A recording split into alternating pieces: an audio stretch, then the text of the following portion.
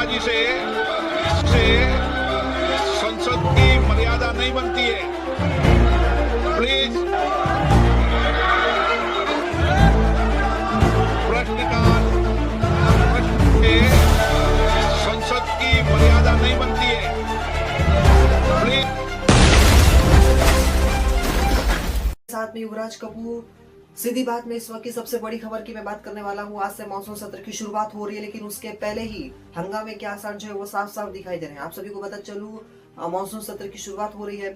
सरकार पूरी तरीके से 7 नए बिल पेश करने के लिए पूरी तरीके से तैयार है। वही विपक्ष भी सरकार को घेरने के लिए पूरी तरीके से तैयार है। आप सभी को पता चलूं, मानसून सत्र शुरू हो चुका है, जिसको देखते हुए कई है मुद्दे जो है वो विपक्ष की तरफ से भी उठाए जाएंगे, लेकिन साथ ही साथ सरकार की तरफ से भी 7 नए बिल को पता चलूं, मानसून सत्र शुरू हो चुका है, जिसको देखते हुए कई है मुद्दे जो है वो क्या करें, नारेबाजी से संसद की मर्यादा नहीं बनती है।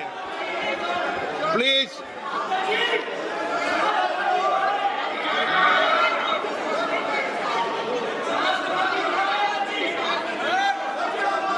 प्रश्नकाल प्रश्न नंबर 1 धवन लक्ष्मण भाई पटेल।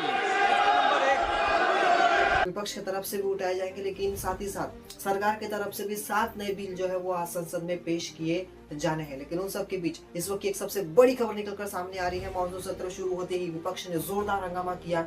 जोरदार हंगामा करने के बाद लोकसभा कार्रवाई स्थगित कर दी गई है।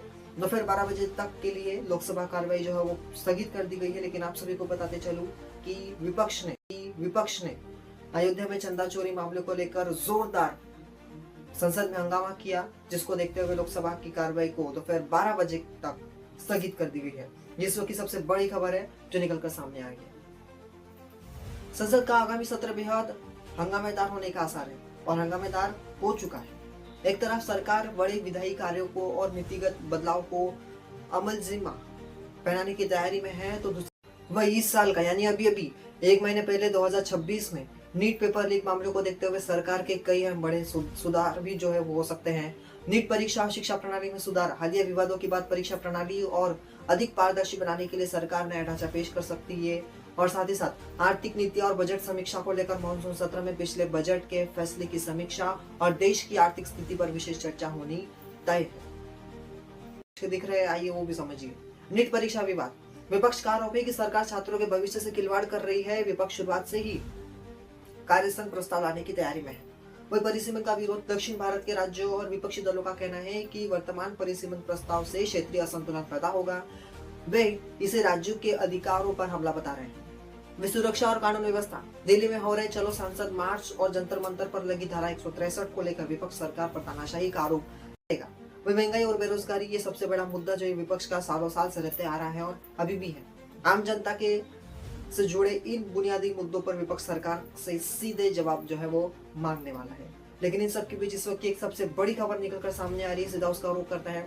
बड़ी खबर यह है कि संसद मानसून सत्र शुरू होते ही लोकसभा में दोपहर 12 बजे तक के लिए कार्रवाई जो है वो स्थगित कर दी गई है। आप सभी को बताते चलूं कि मानसून सत्र शुरू होते ही विपक्ष का जोरदार हंगामा तैयार है। लेकिन इन सब के बीच आप सभी को ये बताते चलूं कि मानसून सत्र शुरू होने से पहले ही नरेंद्र मोदी प्रधानमंत्री का संबोधन हुआ, जिसमें विपक्ष को करारा जवाब मिला। विपक्ष को नरेंद्र मोदी प्रधानमंत्री की तरफ से कहा गया है कि जहां पर तर्क, जहां पर सबूत होते हैं, वहां पर तूफान की जरूरत नहीं पड़ती है। नरेंद्र मोदी प्रधानमंत्री की तरफ से विपक्ष पर जोरदार पलटवार जो है वो। इसी के साथ सीधी बात में अभी के लिए मेरे साथ बस इतना ही। देश और दुनिया की हर बड़ी खबर के साथ बने रहिए हमारे साथ।